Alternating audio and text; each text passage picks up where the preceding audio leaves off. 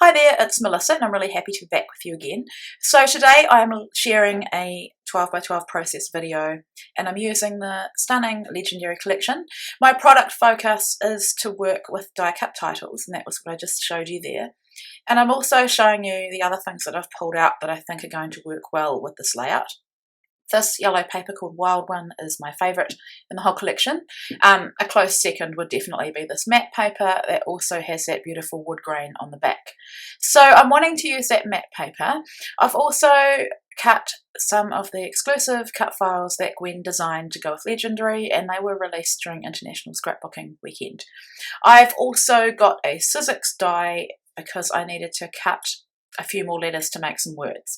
So what I did was I went through the pack of die cut titles and just pulled some words that I thought would work with the intention of my layout, which is to scrap this photo of my son going off to high school. And it's his first year at high school. He actually turned 13 during our lockdown at the end of March. And so the words are perfect for all guys really in that pack. You could obviously also use them for other layouts that are not male layouts, but I just pulled the words that I thought would work and then played around with them. It took me a while because I wanted this to be kind of my journaling and be a couple of sentences but also fit on the page. So my plan was to divide my page. I'd have the matte paper with this little cut apart stripe just to separate, just provide some separation between the journaling, I guess, and that solid piece of paper. I went with the matte paper because I thought it went really well with a teenage boy and also a back to school layout, and sort of implies a journey or going places. And so here I'm just, it's quite cringy to watch actually because I'd arranged that whole sentence and now I'm essentially ruining it. Not ruining it, but moving it round.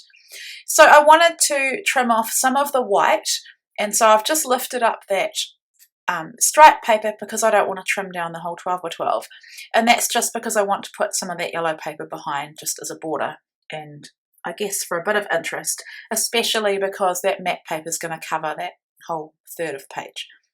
So this took a bit of fiddling around because I don't measure, I just kind of eyeball. I did measure the amount that I cut off each side of the white cardstock. So that's what I'm wanting to achieve there. And excuse my cat if you can hear her, Lola.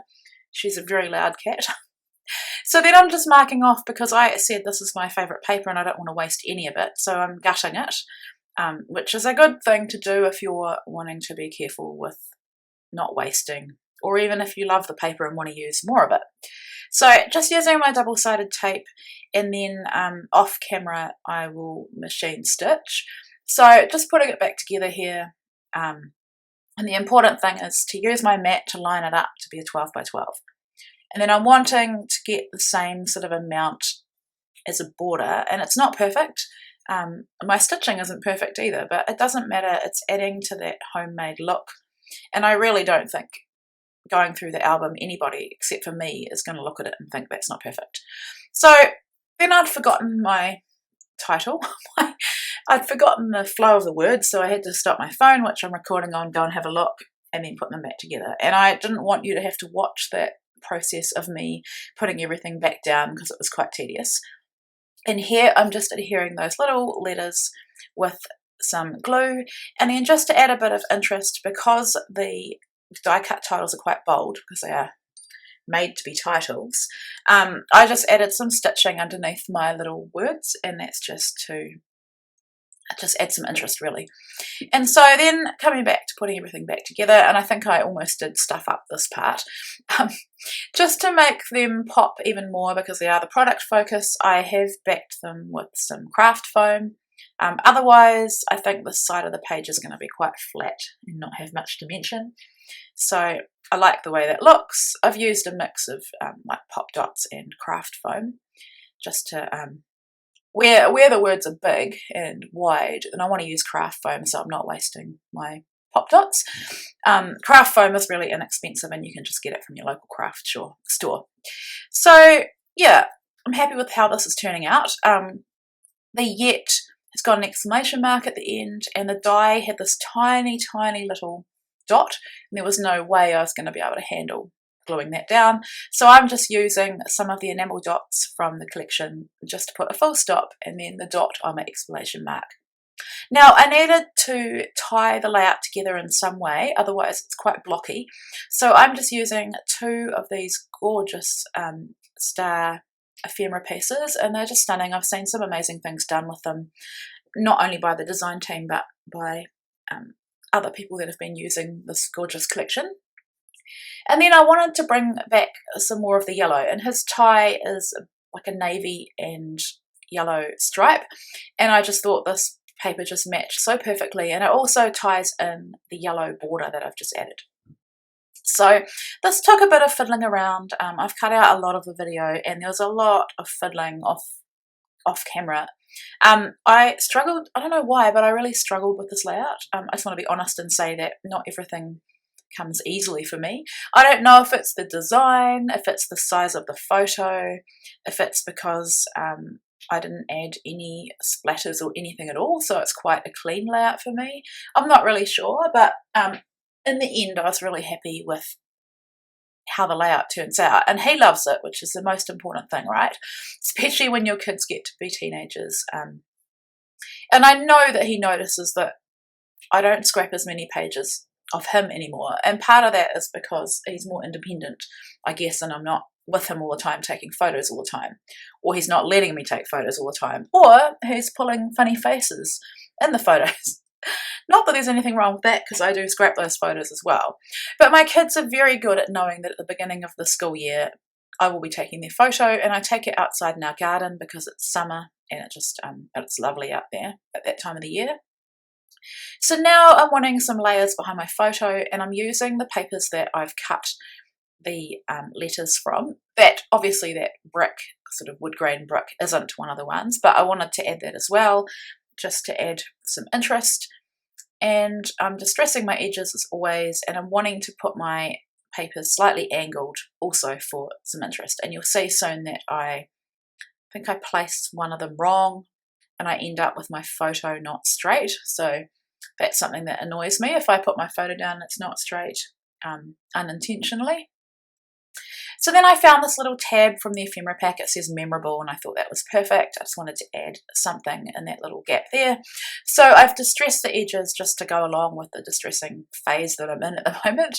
I don't think I can make a layout with distressing the edges.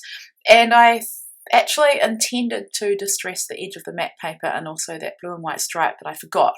But it's fine, it's no big deal. So here you can see I'm struggling with putting my photo down straight. I do find with double-sided tape, if you pull it up immediately, it's pretty forgiving. So here I'm adding some liquid adhesive as well, because I've discovered that some double-sided tape doesn't hold very well in the future. And here I was going to put the star there, but yeah, not in a good position on his body, if you get what I mean. So I put it at the top. And same with the glue. This glue dries really quickly, but if you lift something up, you can, it's forgiving as well, and then just rub away the excess.